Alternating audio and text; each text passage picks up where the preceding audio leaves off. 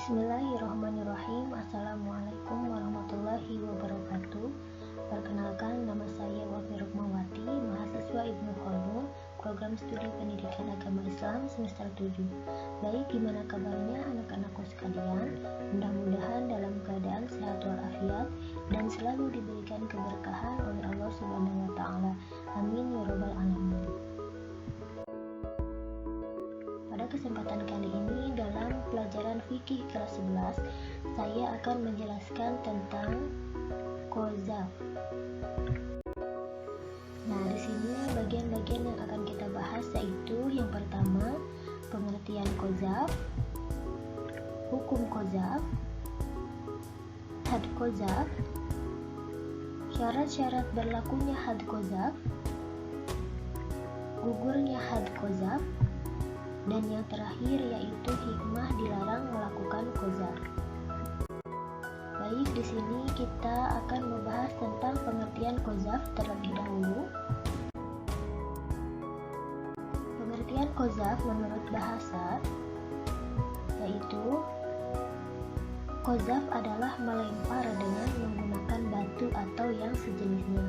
Maksudnya di sini yaitu melempar dengan sesuatu yang tidak menyenangkan karena adanya sisi kesamaan antara batu dengan sesuatu yang tidak menyenangkan, yaitu adanya dampak dan pengaruh dari pelemparan dengan kedua hal tersebut. Pelemparan dengan menggunakan kedua hal itu sama-sama menimbulkan rasa sakit. Nah, qazaf dapat membuat sakit orang lain melalui perkataan. Sedangkan menurut istilah, qazaf yaitu penisbatan yang dilakukan oleh seseorang terhadap orang lain kepada perbuatan zina. Nah, maksudnya di sini yaitu penisbatan yang dilakukan oleh seseorang yang mukallaf terhadap orang lain yang merdeka, orang baik-baik yang muslim, baligh, berakal, dan mampu dinisbatkan kepada perbuatan zina.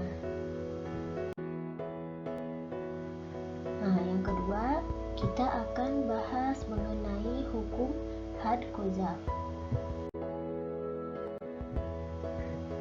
Qazaf merupakan salah satu dosa besar yang diharamkan oleh syariat Islam. Terdapat dalam firman Allah Subhanahu wa taala dalam Quran surat An-Nur ayat 23 yang berbunyi, A'udzubillahi minasyaitonirrajim. Bismillahirrahmanirrahim. Innalladzina yarmuna al-muhsanatil ghafilatil mu'minatil fid dunya wal akhirati walahum adzabun azim. Yang artinya, sungguh orang-orang yang menuduh perempuan-perempuan baik yang lemah dan beriman dengan tuduhan berzina, mereka dilaknat di dunia dan di akhirat, dan mereka akan mendapat azab yang besar. Bagian ketiga yaitu kita akan bahas mengenai had qazaf. Had yaitu hukuman. Nah, hukuman bagi pelaku qazaf itu adalah yang pertama, cambuk sebanyak 80 kali bagi yang merdeka. Nah, yang kedua, cambuk 40 kali bagi budak karena hukuman budak setengah hukuman orang yang merdeka. Allah Subhanahu wa taala berfirman dalam Quran surat An-Nur ayat 4 yang berbunyi, A'udzubillahi minasyaitonirrajim. Bismillahirrahmanirrahim. Walladzina yarmuna al-muhsanati summa lam ya'tu bi arba'ati syuhada'a fajliduhum samanina jaldata wala taqbalu lahum syahadatan abada wa ulaika humul fasiqun. Nah, yang artinya, dan orang-orang yang menuduh perempuan-perempuan yang baik berzina dan mereka tidak mendatangkan 4 orang saksi, maka deralah mereka 80 kali dan janganlah kamu terima kesaksian mereka untuk selama-lamanya. Mereka itulah orang-orang yang fasik. Nah, bagian yang keempat kita akan bahas mengenai syarat-syarat berlakunya had qadzaf. Adapun syarat-syarat terjadinya had bagi orang yang melakukan qadzaf adalah sebagai berikut. Yang pertama, tertuduh berzina adalah muhson. Yang kedua, penuduh baligh dan berakal. Yang ketiga, tuduhan berzina benar-benar sesuai aturan syara di mana saksi dalam khusus qadzaf adalah kedua orang laki-laki adil yang menyatakan bahwa penuduh telah menuduh orang baik-baik berbuat zina, atau pengakuan dari penuduh sendiri bahwa dirinya telah menuduh orang baik-baik berbuat zina. Nah, di sini dijelaskan yang pertama yaitu tertuduh berzina adalah muhson. Nah, pengertian muhson dalam qadzaf berbeda dengan muhson dalam masalah zina. Dalam qadzaf, muhson adalah orang baik yang benar-benar tidak berzina. Adapun muhson dalam pembahasan zina adalah orang yang sudah pernah menikah.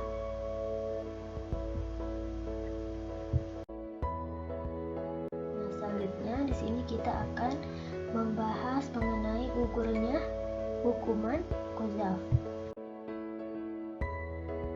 Seorang yang menuduh orang baik-baik berzina bisa terlepas dari had qadzaf jika salah satu dari 3 hal di bawah ini terjadi.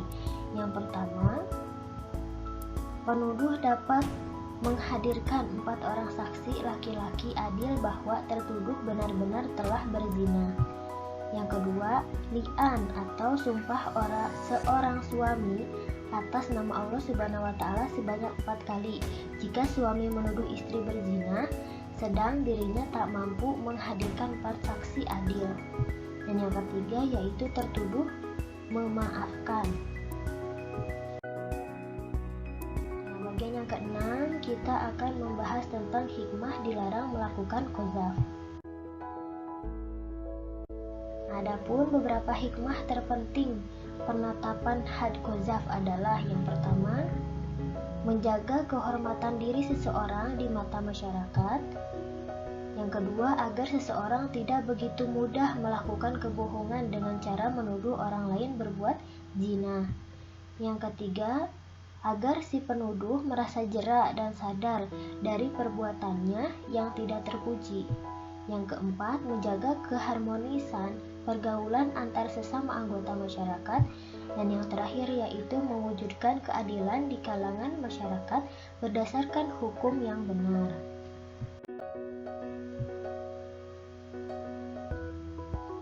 Nah, mungkin cukup sekian yang bisa saya sampaikan, kurang lebihnya mohon maaf. Mudah-mudahan ilmunya bermanfaat. Wabillahi taufiq wal hidayah wal huda wal inayah. Wassalamualaikum warahmatullahi wabarakatuh.